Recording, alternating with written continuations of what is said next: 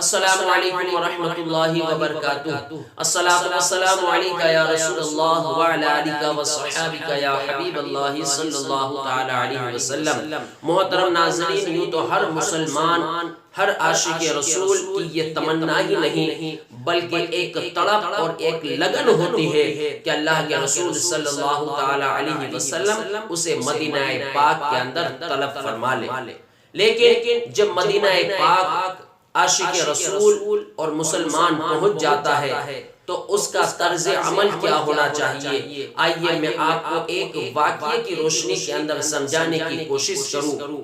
ایک مرتبہ محمود غزنوی رحمت اللہ تعالی علیہ مدینہ پاک کی حاضری کے لیے حاضر ہوئے اور آپ نے اپنا شاہی لباس اتار دیا۔ آپ ایک بادشاہ اور ایک شہنشاہ تھے، اس کے باوجود آپ نے اپنا شاہی لباس اتار دیا اور فقیرانہ لباس اختیار کر لیا۔ اپنے کاندھے کے اوپر ایک مشق کو لٹکا دیا اور اللہ تبارک و تعالیٰ کے بندوں کی خدمت کے اندر لگ جاتے ہیں، خدمت خلق کے اندر آپ لگ جاتے ہیں، لوگوں کو پانی پلا رہے ہیں۔ ایک شخص جو آپ کو پہچان گیا آپ کے قریب آتا ہے اور آ کر کہتا ہے کہ آپ بادشاہ نہیں ہیں، کیا آپ شہنشاہ نہیں ہیں؟ محمود نے کہا کہ میں شہنشاہ ضرور ہوں، میں بادشاہ ضرور ہوں، لیکن یہاں کا نہیں، میں تو غزنی کا بادشاہ ہوں، میں تو غزنی کا شہنشاہ ہوں، کیونکہ یہاں تو ہر شہنشاہ فقیر اور ہر بادشاہ گدا ہوا کرتے ہیں۔ یہاں تو بادشاہوں کا بادشاہ ہے، یہاں تو شہنشاہوں کا شہنشاہ ہے، یہاں کوئی شہنشاہ نہیں ہوتا، یہاں صرف ایک ہی شہنشاہ ہے۔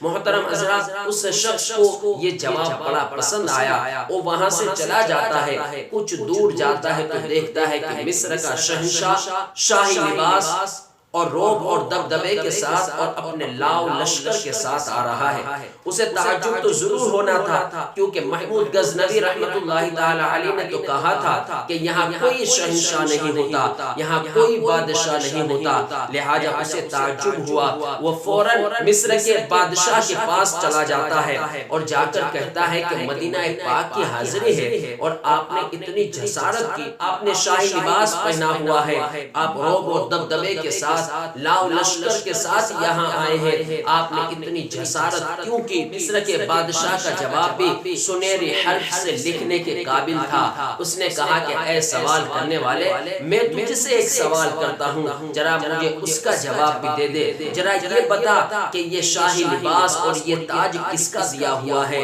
یہ روب اور دبدبا، یہ لاؤ لشکر، یہ کس کا دیا ہوا ہے؟ یہ میرے آقا صلی اللہ علیہ وسلم ہی کا دیا ہوا ہے۔ میں اسے پہن کر آیا ہوں، میں تاج پہن کر آیا ہوں، میں شاہی لباس پہن کر آیا ہوں، روب اور دبدبے کے ساتھ آیا ہوں، اس لیے آیا ہوں کہ دینے والا اسے خود اپنی آنکھوں سے دیکھ۔ محترم ناظرین، یہ دونوں شہنشاہ کی مدینہ پاک کی حاضری کا انداز جدا جدا تھا، لیکن مقصد ایک ہی تھا، حضور اکرم صلی اللہ تعالی علیہ وسلم کی خوشنودی حاصل ہو جائے اور پیارے آقا صلی اللہ علیہ وسلم انہیں اپنی غلامی کے اندر قبول فرما لے اور ان کی شفاعت کے امیدوار بن جائے، اور کل بروز قیامت حضور اکرم صلی اللہ علیہ وسلم ان کی شفاعت فرما دے۔ ان دونوں کا مقصد یہی تھا، ہمارا بھی مقصد یہی ہونا چاہیے۔ ہم چاہے جس طریقے سے مدینہ پاک کے اندر حاضر ہو، لیکن ادب و احترام کے ساتھ ہمیں ہمارے آقا صلی اللہ علیہ وسلم کی بارگاہ میں حاضر ہونا چاہیے، اور مقصد صرف اور صرف یہی ہونا چاہیے کہ ہمارے آقا صلی اللہ علیہ وسلم ہمیں اپنی غلامی کے اندر قبول فرما لے۔